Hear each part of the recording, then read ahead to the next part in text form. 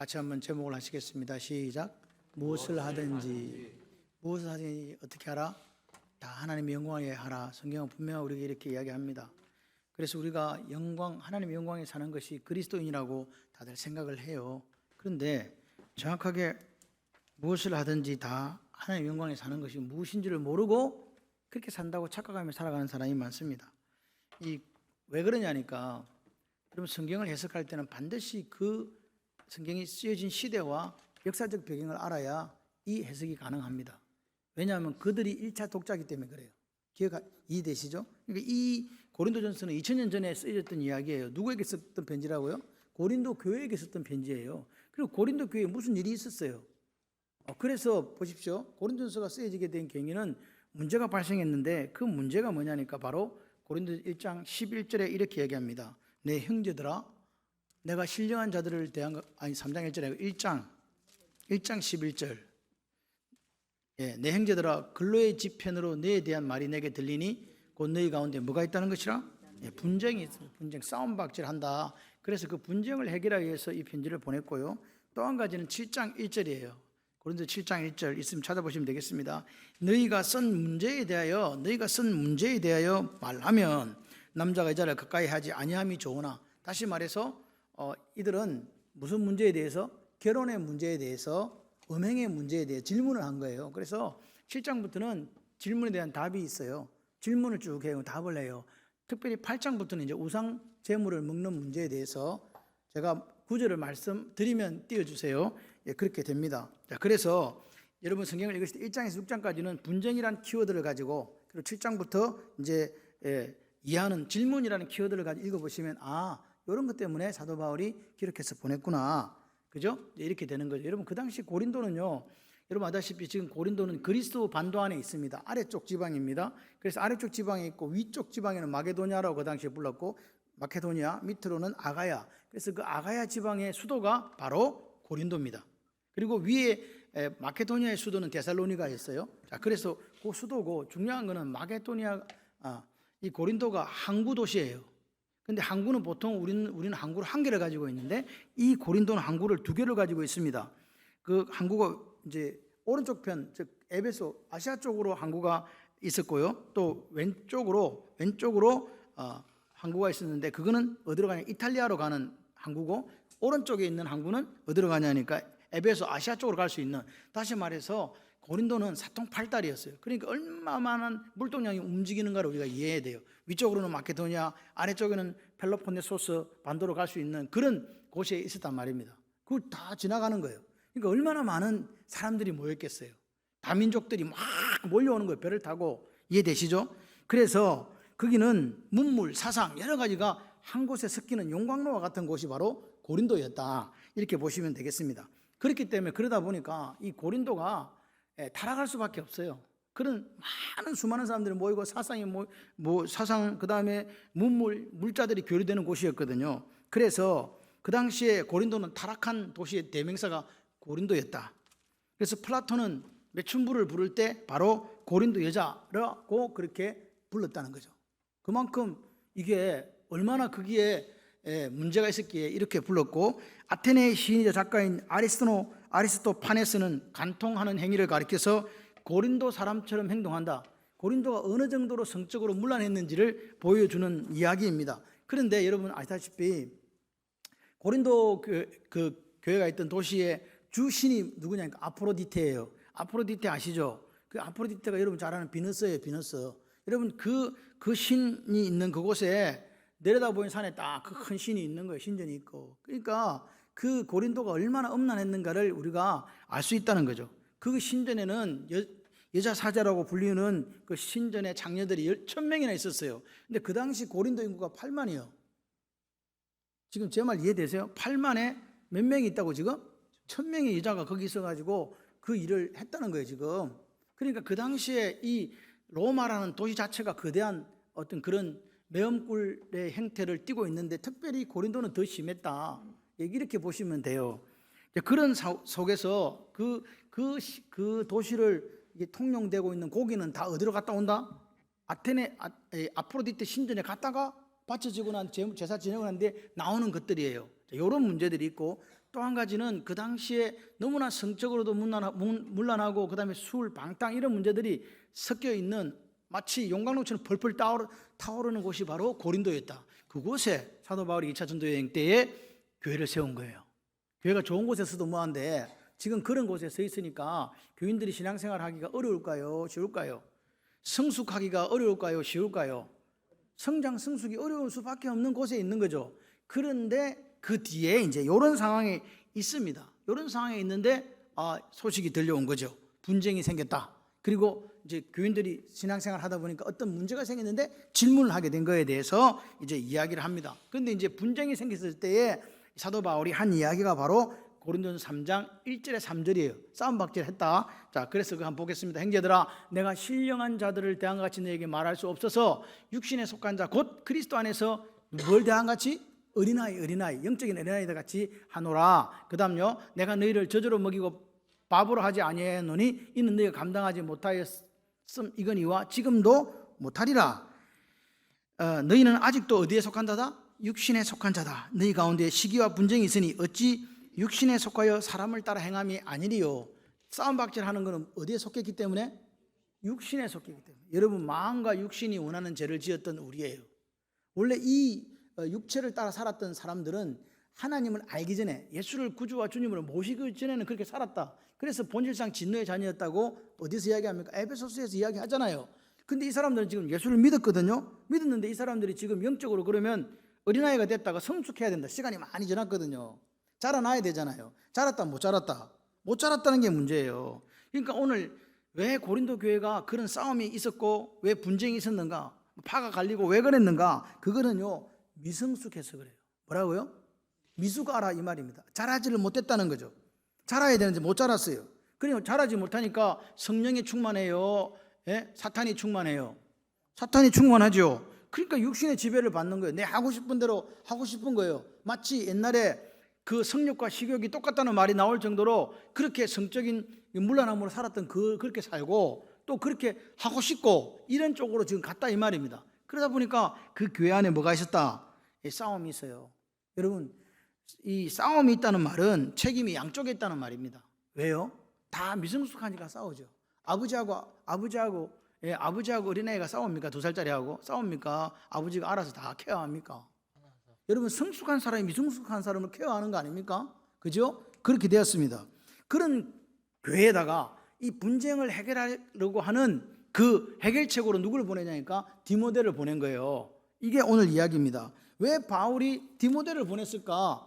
분쟁이 일어났으면 정리하면 되는데 왜 디모데를 보냈을까? 그 말입니다. 4장 17절 고린도전서 시작. 이로 말미암아 내가 주 안에서 내 사랑하고 신실한 아들 디모데를 어떻게 너에게 보내었으니 그가 너희로 하여금 그리스도 예수 안에서 나의 행사 곧 내가 각자 교회에서 가르치는 것을 뭐하게 하리라? 나의 행사, 내가 행한 일이 뭐냐니까 가르침이었어요. 그 가르침을 기억하게 하려고 누굴 보냈다고? 지금 문제 일어났는데 문제 해결할 때 너 잘못했어, 너 나가, 너 거기 있어 이렇게 해야 되는데 그렇게 안 하고 다시 가르쳐가지고 뭐하게 하려고 내가 가르치던 것을 뭐하게 하려고 생각나게 했다는 거죠. 희한해요. 해결책이 뭐라고요? 가르치는 거였다고요. 그러니까 보세요. 미성숙한 그곳에 성숙한 디모데가 가서 해결을 해주는데 해결한 해결책이 뭐라고요? 가르치는 거였다고요. 이게 지금 이상하지 않습니까? 생각해봐요. 해결책은 가서 정리하면 되는데 가르친 거라 이 말이에요. 여러분, 오늘 우리가 이 시간에 한번 물어봐요. 나는 교회에서 맨날 문제를 일으키고 싸움박질하는 사람인가? 아니면 나는 내가 문제를 해결한 해결자인가? 여러분, 싸움을 하는 사람은요 미성숙하기 때문에 싸우는 거고, 해결을 한다는 말은 내가 성숙하기 때문에 미성숙한 사람들을 안아준다는 이야기 아니겠어요? 둘 중에 어느 건지는 여러분 자신이 한번 물어보세요. 예, 그렇게 한번 질문해 보는 시간이 됐으면 좋겠습니다. 분쟁의 해결책은요 재판이 아니었습니다. 가르침이었습니다. 바울이 가르쳤던 것을 다시 누가 가르친다? 디모데 가서 가르치는 거예요. 왜 가르쳤겠어요? 왜 재판을 해가지고 이렇게 양쪽에서 이쪽이 옳다고 손을 들어주는데 왜 가르쳤겠어요? 이 고린도 교회가 문제가 왜 생겼냐? 사도 바울에게 배운 것에 대해서 그 배운 말씀을 잊어버린 거예요. 잊어버렸다는 것은 생각해서 없어졌다는 뜻이 아닙니다. 오늘 고린도라는 데가 그런 엄란한 도시다 보니까 살다 보니까 내 삶의 현장에서 그 말씀을 뭐 못했다? 적용이 안 된 거예요. 나가서 보니까 적용을 하니까 안 되겠거든. 적용을 못한 거란 말입니다. 삶의 실패가 있었다는 거예요. 그래서 디모데로 하여금 다시 한번 말씀을 가르쳐주고 다시 생각나게 하려고. 네, 생각나면 뭐야? 내가 그거 잘못했네. 야, 내가 그 말씀을 듣고 삶에 적용해야 되는데 못했구나. 그럼 다시 회개하고 뭐 하게 되기 때문에 적용을 하려고. 그래서 고린도 교회에 디모데를 보냈고 디모데는 가르쳤고 사람들은 다시 배웠어요.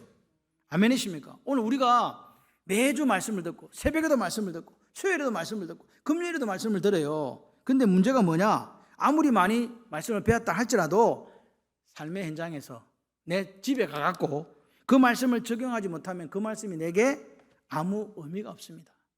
성숙이란 게 있을 수가 없습니다. 말씀을 내 삶에 적용하지 않으면요, 신앙의 성숙은 절대로 일어나지 않는다. 오늘 말씀 참 좋다.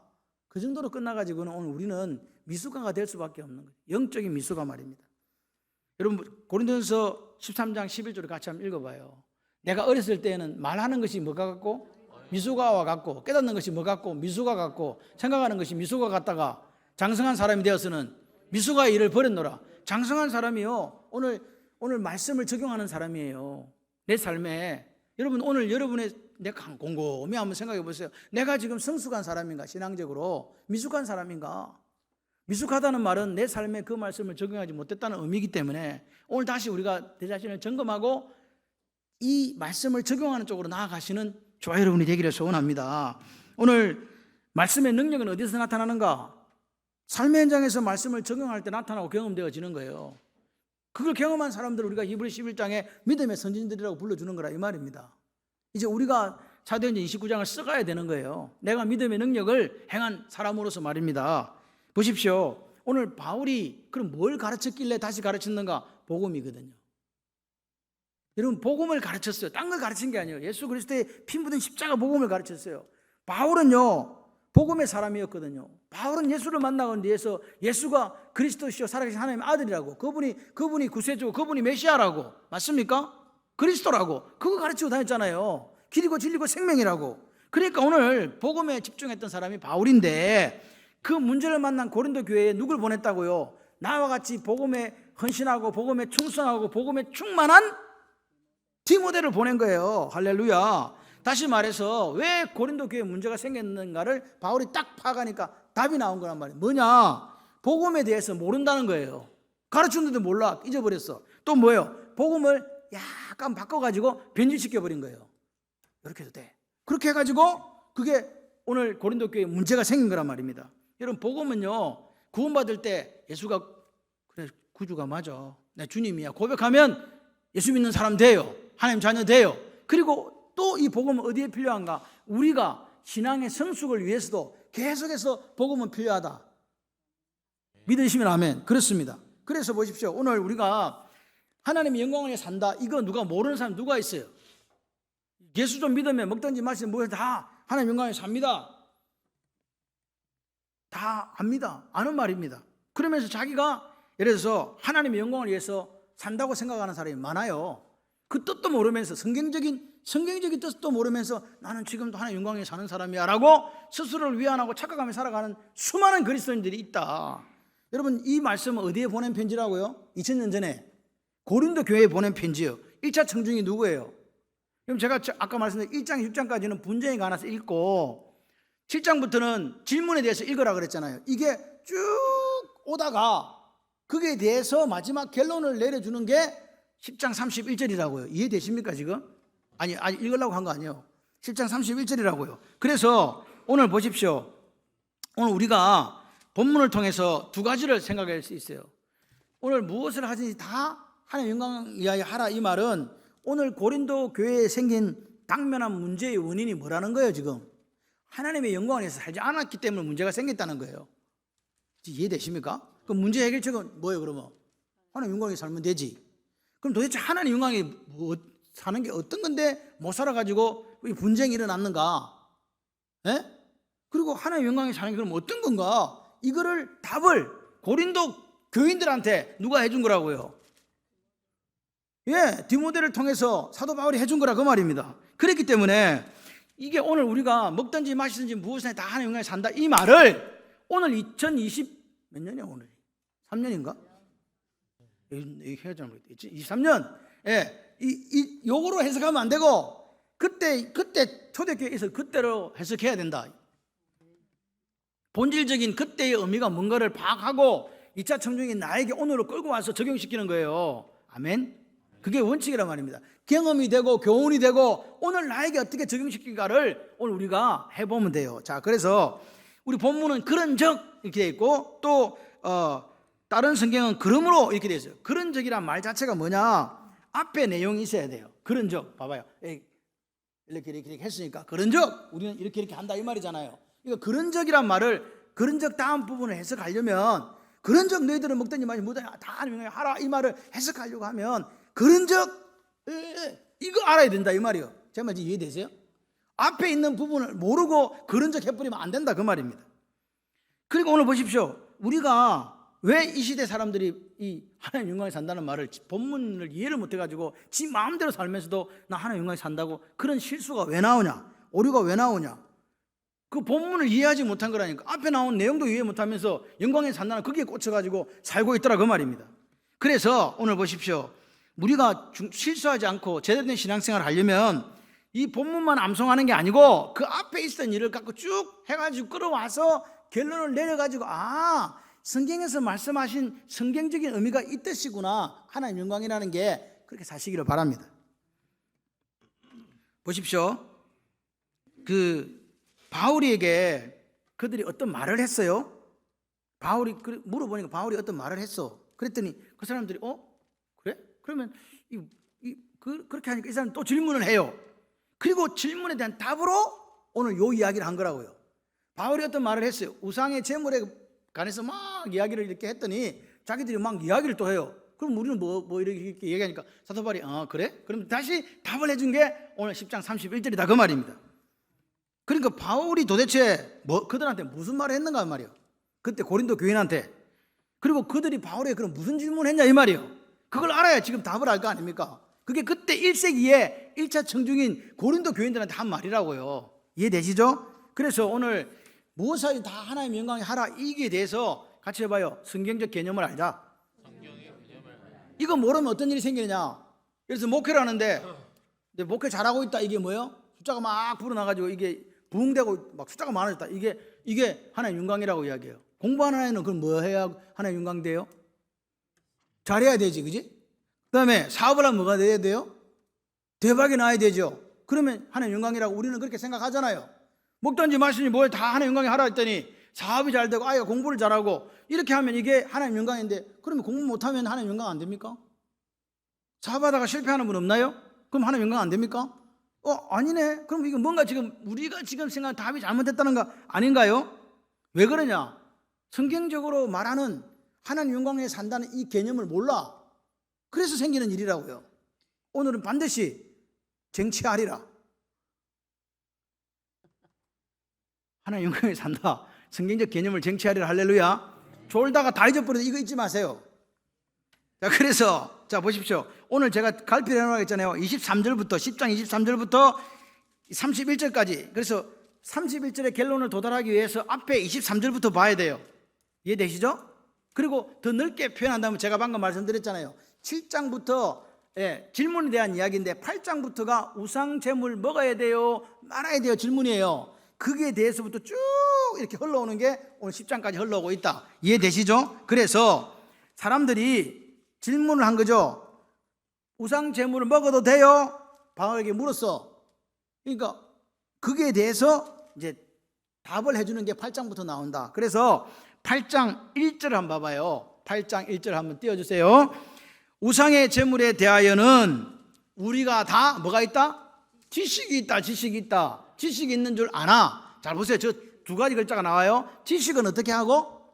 교만하게 하고. 그 다음에 또 뭐는 뭐 어떻게 하고? 사랑은 덕을 세운다. 우상 제물에 대해서는 지식으로 접근하는 방법이 있고 사랑으로 접근하는 두 가지 방법이 있다 그 말이에요. 우상 제물은 먹어야 돼요? 물었더니 사도 바울이 이렇게 이야기한 거라고요. 다시 말해서 오늘 우리가 일어나는 문제에 대해서 이제 우리가 생각해 보면 돼요. 모든 문제에 적용할 수 있어요. 지식으로 접근할 수 있고 뭘로 접근할 수 있다? 어떤 일이 생겼을 때 이걸 지식으로 접근할 거냐 이걸 사랑으로 접근할 두 가지 문제가 있다 이 말입니다. 요거는 우상 제물 문제뿐만 아니라 모든 일에 해당이 된다. 그랬어요. 보십시오. 그러면 지식으로 접근하는 거하고 사랑으로 접근하는 거하고 무슨 차이가 있습니까? 내가 구절을 이야기할 때만 띄워주세요. 몇 장을 띄워달라고 할 때. 자, 그래서 지식으로 접근하게 되면 성경 말씀에 방금 뭐 하게 된다 그랬어요? 교만해진다 그랬잖아요. 사랑으로 접근하면요, 남의 덕을 세운다고요. 요 두 가지입니다. 그러니까 사도 바울은 오늘 우리에게 이야기하는 거죠. 어떤 일이 생겼을 때, 야, 지식으로 가면 안 되고 접근하지 말고 뭘로 가라고? 사랑으로 가라고 그 이야기를 하는 거예요. 사랑으로 가야 유익이 된다. 여러분 보십시오. 고린도 13장에 모든 산을 옮길 만한 지식이 있을지라도 사랑이 없으면 아무것도 아니지. 그 말 이유를 이해하시겠어요? 같은 쪽에서 간 거라니까요. 여러분 오늘 우리가 본문 말에서 13장에 믿음, 소망, 사랑 그 중에 제일은 사랑이라 이렇게 얘기했잖아요. 그러니까 우리는 이야기해요. 믿음도 있고 소망도 있고 이거를 순번으로 새기면 사랑이 최고인갑다. 밑에 믿음과 소망 밑에 한 수 아래인갑다. 그 이야기 아닙니다. 오늘 이 지금 사랑에 대한 이야기는 고린도 교회 문제에 대해서 사랑이 없는 믿음은 가짜고 사랑이 없는 소망은 안 된다는 이야기를 하기 위해서 사랑 이야기를 한 거라고요. 믿음이 없으면 구원도 못 받는데 믿음이 왜 사랑보다 아래겠습니까? 오늘 고린도 교회의 문제를 해결하는 데 있어서는 그들이 뭐가 없어서 문제가 생기기 때문에 사랑이 없어갖고 남의 유익을 끼치지 못했기 때문에 싸움박질하고 있으니까 아니다 사랑이 있어야 된다라고 이야기한 거라고요. 여러분 지식이 교만하게 한다는 이 말은 내 중심으로 산다는 거예요. 누구 중심? 내가 답이야. 내가 답이라니까.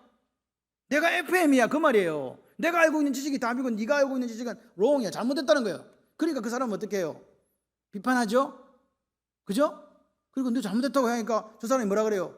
자기도 지식으로 사니까 택도 없는 소리하고 자빠졌네. 내가 아는 지식이 이거야. 그래갖고 둘이 뭐예요? 싸운다 그 말입니다. 사랑은요? 사랑은 뭐예요? 사랑은 희생이에요. 사랑은 배려예요. 저 사람을 바라보면서 나를 희생하지 않는데 무슨 사랑이 일어나겠냐고요. 그러니까 사랑이란 말은 남을 배려하는 거라니까요. 배려가 없으면 사랑이 안 일어나요. 그러니까 보십시오. 오늘 사랑으로 가게 되면 뭘 세워? 남을 유익하게 하고 덕을 세운다. 그래서 오늘 8장 2절과 3절 한번 볼게요. 자, 8장 2절과 3절 시작. 만일 누구든지 무엇을 아는 줄로 이게 지식이잖아요. 아직도 마땅히 알 것을 안다 모른다. 자기는 안다고 생각했는데 모른다 그 말입니다. 그 다음에 또 누구든지 하나님을 뭐하면? 사랑하면 그 사람 하나님도 알아주시느니라. 그 사람이 사랑해서 남에게 유익을 끼치면 하나님이 그 사람을 알아준다 몰라준다? 알아준다 그 말입니다. 여러분 오늘 보십시오. 우리 삶의 두 가지 방향으로 문제를 해결하려고 해요. 내가 갖고 있는 지식으로, 또 한 가지는 뭐? 사랑으로 덕을 세우는 방법으로 문제를 해결하려고 하는 사람들이 있다 그 말입니다. 그러니까 보세요. 오늘 우리가 1절에 나오는 8장 1절에 나오는 사랑으로 덕을 세우는 사람이 결국 뭐예요? 하나님을 사랑하는 사람이다 이 말입니다. 사랑으로 덕을 세우는 사람이 뭐 하는 사람이다? 하나님을 사랑하는 사람이다. 여러분 자기 지식으로 살아가는 사람은요, 알기는 아는 것 같은데 정말 중요한 걸 몰라요. 그래서 그렇게 살다가 인생 마지막에 후회한다고요. 자 보세요. 그래서 3절 말씀 보십시오. 하나님을 사랑하면 그 사람은 하나님도 알아주시는 이 말은 하나님을 우리가 사랑할 때 많이 다른 사람을 뭐 할 수 있다? 사랑할 수 있다 그 말이잖아요. 이해되시면 아멘. 그러니까 오늘 지식으로 접근하는 사람은 자기가 중심이기 때문에 누구를 사랑하는 사람이에요? 자기를 사랑하는 사람이라니까. 그죠? 하나님을 사랑하는 사람이 아니라는 이야기입니다. 하나님도 사랑하고 다른 사람 사랑하면 하나님께서 우리를 뭐 해주신다? 야, 너 정말 내 자식 맞구나. 너 그리스도인 맞구나. 그렇게 알아주신다 그 말입니다. 여러분 그래서 이 우상 제물에 대한 마지막 결론을 자 저를 봐주세요. 이제 사도 바울이 내려줘요. 8장 13절 이렇게 내려줍니다. 시작. 그러므로 만일 음식이 내 형제를 실족하게 했다면 나는 영원히 고기를 먹지 아니하여 내 형제를 실족하지 않게 하리라. 지금 사도 바울은요 이 얘기해요. 고기 먹는다고? 야, 그 고기 때문에 내가 내 형제가 실족해 예수 안 믿고 그렇게 자빠진다면 나는 절대로 고기 안 먹는다. 왜? 내 형제 실족하는 것보다 고기 안 먹는 게 내가 나으니까. 이해되십니까? 그 말입니다. 오늘 우상 제물에 대한 결론이라고요. 이 결론 말하려고 계속 긴 설명을 사도 바울은 해주고 있는 거예요. 누구한테? 고린도 교인들한테. 그러니까 사도 바울은요 우상 제물에 대해서 내가 갖고 있는 지식, 내가 갖고 있는 믿음, 내가 갖고 있는 권리를 이야기한 게 아니에요. 그럼 뭘 이야기한 거예요? 사랑으로 덕을 세우는 게 뭐라고요? 내가 먹을 수 있지만 안 먹는다 그 말 아닙니까? 지금 이해되십니까? 여러분, 사도 바울은 우상 제물을 먹을 수 있는 담대함이 있어요. 믿음이 있어요. 다 하나님 건데 뭐 이해되시죠? 지식도 있고 믿음도 있고 다 있단 말입니다. 권리도 있단 말입니다. 그걸 뭐 했다는 거예요 지금? 내가 형제 하나 살리려고 포기했다는 말이잖아요. 그걸 우리가 뭐라 그래요? 같이 해봐요. 권리 포기. 권리 포기. 그렇습니다. 지금 사랑으로 덕을 세운다는 말이 뭐냐? 그러면은 우리 이렇게 고백해야 돼요. 나 고기 먹을 수 있지만 고기 안 먹어. 그 형제를 실족하게 안 하려고. 아멘? 권리 포기한다. 그 말입니다. 이해되십니까? 덕을 세운다는 게 사랑으로 덕을 세운다는 게 그 말이라고. 여러분, 그래서 8장, 9장은요. 8장에서는 권리 포기를 하고 9장은 또 이어지는 말씀. 같은 말씀이다. 그 말이. 그래서 여러분 기억해야 돼요. 우리 교회가 앞으로 어떻게 갈 건가? 여러분, 교회는 이기적이면 안 돼요. 이기적이라는 말은 집 밖에 모른다는 거잖아. 자기밖에 모른다는 거잖아요. 그럼 그건 사랑이 아니요. 사랑이 아니지. 사랑이라는 것은 다른 사람을 사랑하는 거잖아요. 그래서 오늘 우리가 이기적이고 사랑이 없다면 그거는 하나님이 원하시는 기독교 아니다 그 말이에요. 저는 우리 교회 성도님들이 사랑이 넘치기를 원해요. 그래서 그 사랑으로 남을 유익하게 하는 삶이 되셨으면 좋겠어요. 여러분, 기복신앙의 특징이 뭐예요? 하나님을 사랑하지 않는 거잖아요. 하나님을 이용하는 거잖아요. 내 하나님 이용해서 부자 되고 싶고, 내 하나님 이용해서 성공하고 싶고, 내 하나님 이용해서 우리 자녀 잘 되고 싶다. 그래서 뭐 하겠다는 건데 도대체? 자기를 드러내겠다는 거잖아요. 그래서 기복신앙이에요. 근데 여러분, 돈 많이 버시기를 바래요. 출세하시기를 바래요. 건강하시기를 바래요. 누구를 위해서? 하나님을 위해서. 할렐루야. 목적이 달라진다니까요. 여러분, 왜 기복신앙은 하나님을 닮지 않습니까? 뭐가 없으니까? 사랑이 없으니까요. 사랑하지 않기 때문에요. 그러니까 오늘 그렇게 하고 나서 이제 오늘 본문으로 돌아오는 거 계속 설명을 하면서 사도 바울이 결론을 내려줘요. 너희들이 우상 문제에 대해서 이야기했지만 우리는 뭘 위해 살아야 된다? 하나님 영광을 위해 살아야 된다. 그걸 내가 설명해 줄게. 그래서 자 보십시오. 이제 설명 아직 띄우지 마세요. 설명한다니까. 내가 띄우라 할 때 띄우라니까. 23절에서 24절까지는 영적인 원리를 설명해 줘요. 자, 이렇게 집에 책을 한번 잘 읽어보세요. 그 다음에 25절부터 30절까지는 그 영적인 원리를 설명, 예를 들어줘. 예, 샘플. 그 다음에 31절은 결론이다. 이해되세요? 처음에 원리를 설명하고 그 다음에 거기에 대한 영적인 설명 예를 들어주고 그 다음에 원리를 오늘 우리 결론을 내려줍니다. 자, 그래서 영적인 원리 첫 번째 23절에서 24절 이제 띄워주세요. 자, 시작. 모든 것이 가하다, 모든 것이 유익한 것은 아니요. 모든 것이 가하나 모든 것이 덕을 세우는 것은 아니니 누구든지 자기의 유익을 구하지 말고 남의 유익을 구해라. 자, 보세요. 우리에게 자유가 있다는 거예요. 뭔 자유가 있다? 니한테 모든 것이 가한 자유가 있단 말이에요. 고기 먹을 수도 있고 안 먹을 수도 있고 네 마음대로 자유가 있다 이 말이에요. 모든 것이 가해요. 그런데 뭐라고요? 그 자유를 가지고 어떻게 하라고요? 네 유익을 구하지 말고 남의 유익을 구해라 그 말입니다. 자유 가지고 니를 위해 사용하지 말고 남의 유익을 구해라. 할렐루야. 그를 자유가 있는 그 자유를 니를 위해 사용하지 말고 남을 위해서 유익을 세우라고요. 그 이야기 지금 한다 이 말입니다. 그러니까 오늘 우리가 예수쟁이잖아요. 나 예수쟁이라고 맞다고 생각하시면 아멘. 그래요. 그럼 우리가 뭘 선택하고 뭘 결정할 때 적용해야 될 원리가 이게요. 나 자유 있는데 난 너를 위해서, 너를 위해서 내가 너 유익을 위해 산다. 이게 오늘 우리의 선택 원리가 돼야 돼요. 참 힘든 이야기죠, 그죠? 나를 위해 살아야 되는데 자꾸 남을 위해 살아야 된다 하니까 힘들잖아요. 그런데 사도 바울이 고린도서 8장에서 나는 내 권리를 포기합니다. 이 말을 다른 말로 표현했는데 같이 해봐요. 사랑으로 덕을 세우세요. 예, 권리 포기하는 게 뭐라고요? 사랑으로 남의 유익을 구하고 덕을 세우는 게 그게 권리 포기라는 거예요. 그러니까 오늘 자기 자신의 이익을 구하지 않고 다른 사람의 유익을 구하는 삶이 뭐예요? 그게 사랑이에요. 예? 내 유익을 구하지 않고 다른 사람이 잘 되도록 하는 그게 사랑이잖아요. 아멘이십니까? 그러니까 오늘 하나님께서 오늘 우리에게 알려주고 하는 영적인 원리는 우리의 권리 포기고 남의 유익을 구하는 삶이고 결국 사랑하는 삶을 살아라고 말씀하시는구나. 그게 참된 그리스도인이고 성숙한 그리스도인이라고 이야기하시는구나. 이해되시면 아멘. 그래서 그 예를 이제 설명해 주는 거예요. 25절 28절 시작. 무릇 시장에서 파는 것은 양심을 위하여 묻지 말고 뭐해라? 먹으라. 이는 땅과 거기 충만한 것이 주의 것임이라. 불신자 중 누가 너희를 청할 때 너희가 가고자 하거든 너희 앞에 차려놓은 것은 무엇이든지 양심을 위하여 묻지 말고 뭐라? 먹으라. 누가 너희에게 이것을 제물이라 혹시 말하거든 알게 한 자와 그 양심에 위하여 뭐해라? 먹지 마라. 우상 제물에 두 가지가 나왔어요. 첫 번째는 뭐예요?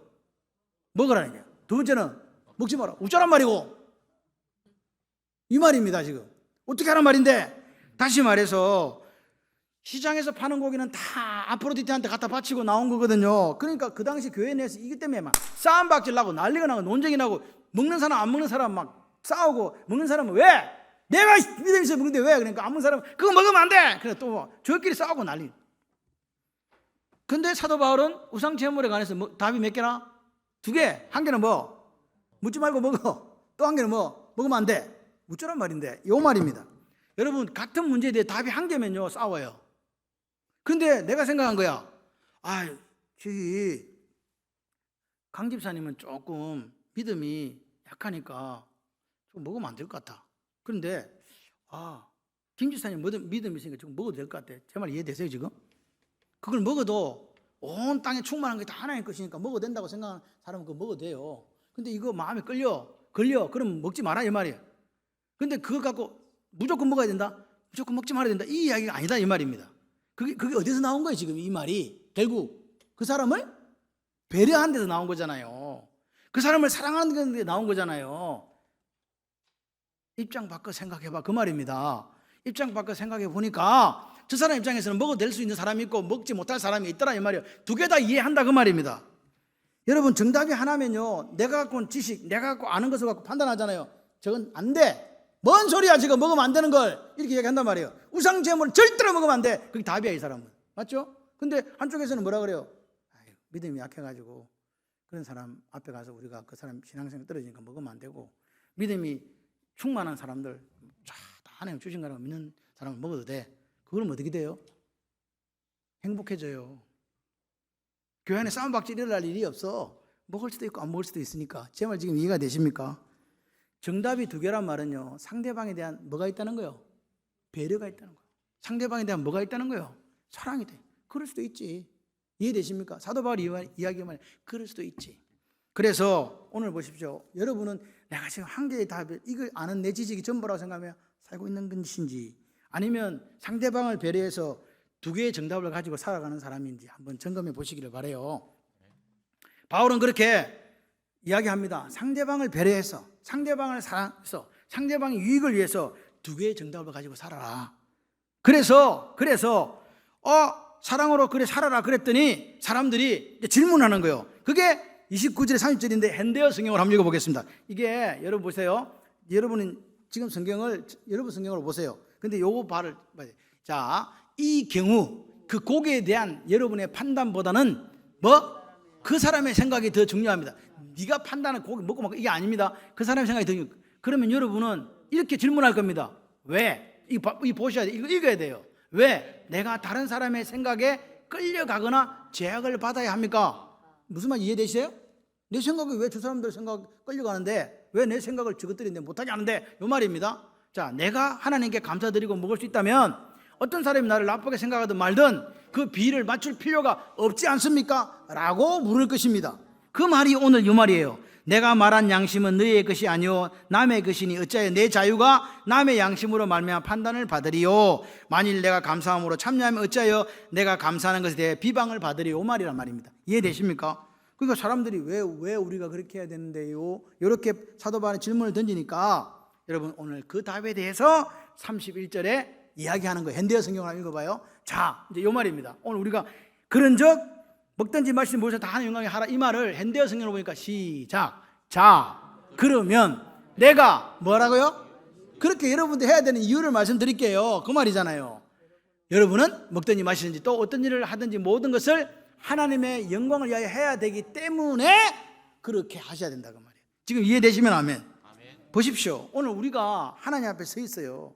우리가 하나님의 영광을 위하여 무엇을 하든지 다 영광을 한다, 이 말은 뭐라고요? 무엇을 하든지 다 상대방을 뭐하고? 배려하고, 자기 권리를 포기하고, 상대방을 사랑하고, 상대방을 희생하면서 하십시오. 이것이 하나님의 영광을 돌리는 겁니다. 고린도 교인들한테 이야기한 거라고요. 여러분 하나님 영광에 산다는 게 뭐라고요? 나를 생각하는 게 아니고 무슨 사업을 크게 하고 막 흥했다, 아이들이 공부를 잘해갖고 뭐 하버드로 갔다, 뭐 직장에 갔는데 성장고에서 뭐 대표이사가 됐다, 뭐 이런 이야기들이 아니라 하나님 영광에 산다는 것은 뭘 하든지 말든지 상관없어. 다른 사람을 뭐하고? 사랑하고, 다른 사람을 뭐하고? 배려하고, 다른 사람을 위해서 뭘 포기하고? 권리를 포기하고. 그럼 여러분은 무슨 사람이다? 하나님 영광에 사는 사람입니다. 내가 그리스도와 함께 십자가에 못 박혔나니 그런데 이제는 내가 사는 것이 아니요 내 안에 그리스도께서 사시는 것이라. 내가 이 땅에 사는 이유는 나를 사랑하사 자기 몸을 버리신 하나님의 아들을 믿는 믿음으로 사는 것이니라. 이게 하나님 영광이에요. 나를 위해 살지 않는 거예요. 예수를 위해 사는데 예수를 위해 사는 방법이 뭐냐? 저 사람을 배려하고 저 사람을 사랑하고 내 권리를 포기하고 저 사람을 유익하게 해주는 게 하나님 영광이래요. 우리는 우리 마음속에 재성이 있어갖고 나를 유익하게 하고 저 사람이 나를 배려해 줘야 되고 저 사람이 나를 사랑해 줘야 되고 내가 저 사람보다 권리를 포기하는 게 아니라 높아져야 되고 권리를 찾아야 되고 정반대로 간다 그래. 이해되시면 아멘. 왜 고린도 교회가 싸움 박질이 일어났다고요? 다 자기 영광을 구했다는 거예요. 그죠? 다른 사람을 사랑하고 다른 사람을 배려하는데 실패하니까 내가 맞다는 거예요. 내가 아볼로파다, 내가 게바파다, 내가 그리스도파다, 내가 바울파다, 그렇게 싸움 박질한 거라 그 말입니다. 이해되십니까 지금? 그래서 사도 바울은 고린도 전서 11장에서 하나님의 영광에 살지 않은 게 뭔가 샘플을 딱 보여줘요. 그게 뭐냐? 애찬식이었어요. 초대교회는요 사람들이 모여 저녁에 모여갖고 애찬식을 매일매일 했어요. 그래갖고 올 때는 자기 집에 먹을 거 싸와. 근데 여러분 고대 로마는 대부분의 노예가 많았거든요. 그리고 가난한 사람들이 많았어요. 교회 안에 똑같을 거 아닙니까? 부자보다 가난한 사람이 많고 노예가 많았어요. 이 사람들은 어떻게 하루 종일 뭐 해야 돼요? 밤늦게까지 일을 하다가 늦게 오니까 부자들이 와갖고 고기를 막 싸우고 막 싸워가지고 실컷 먹고 술 취해 자버리고 있네. 늦게 왔더니. 그래서 사도 바울은 그걸 책망한 거예요. 너희 집에 가서 먹으면 안 되냐? 너 먹을 데가 없어. 그거 들고 와서 그거 처먹냐? 그렇게 이야기한 거라고요. 여기 가난한 성도들을 사랑하지 않고 배려하지 않는 것은 하나님의 교회를 업신여긴 죄라고 성경에 이야기합니다.